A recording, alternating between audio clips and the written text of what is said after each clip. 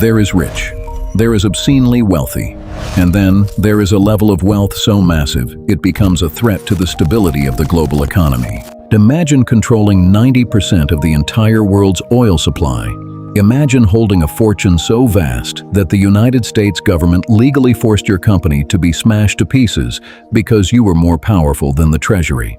This isn't a corporate fantasy. This was the terrifying reality of John D. Rockefeller. But he wasn't the only one. Throughout history, a select few accumulated fortunes that defied imagination, not just in numbers, but in the absurd, boundary-pushing ways they spent it. Forget the bank accounts.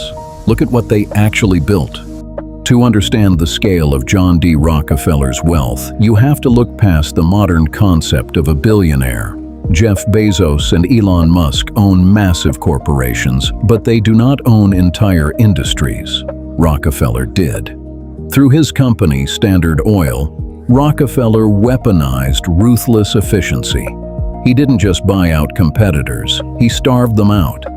He cut secret deals with railroad tycoons to ensure his rivals couldn't even ship their product.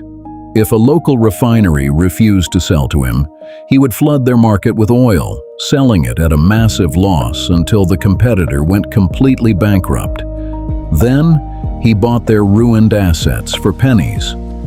By 1880, if you lit a lamp in America, Europe, or Asia, you were paying John D. Rockefeller. His wealth accumulated faster than the American economy could grow. It became an active crisis. When you have more money than the nation you live in, traditional luxury becomes boring. You don't just buy land, you reshape geography. Rockefeller constructed Kykuit, a colossal 4-story stone mansion that required its own private police force and an army of workers just to maintain the grounds. But his true spending obsession was control and privacy. He bought up thousands of acres of surrounding land for one single reason: so he would never have to look at another human being's house from his windows. He designed private golf courses where he was the only player allowed on the turf, hiring attendants to follow him around and secretly plant golf balls if he lost one, just to keep his mood perfect. But his most absurd flex of wealth wasn't what he kept. It was what he gave away to reshape society in his own image. Rockefeller single-handedly funded and created the University of Chicago and the Rockefeller Institute for Medical Research. He didn't just donate, he literally built the modern medical and educational infrastructure of the United States from scratch, dictating exactly how future generations would think and heal. He realized the ultimate luxury wasn't gold, it was influence over time itself. But a fortune that large inevitably fractures under its own weight. In 1911, the Supreme Court of the United States realized that Rockefeller's Standard Oil was no longer just a company, it was a shadow government that held a monopoly over the nation's energy grid.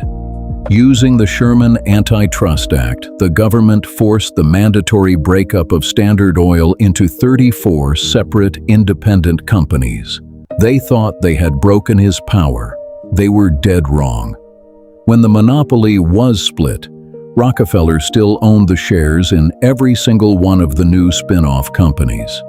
As the automobile era exploded and the demand for gasoline surged, the individual values of those 34 companies skyrocketed.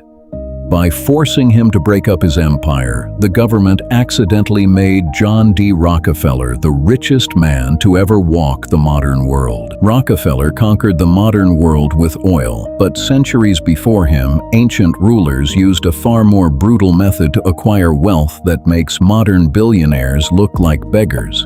To see how a bitter personal rivalry between two ancient titans led to the ultimate betrayal and the greatest accumulation of stolen wealth in human history. Click on the video on your screen right now. Let's dive into the real story of how Rome truly fell.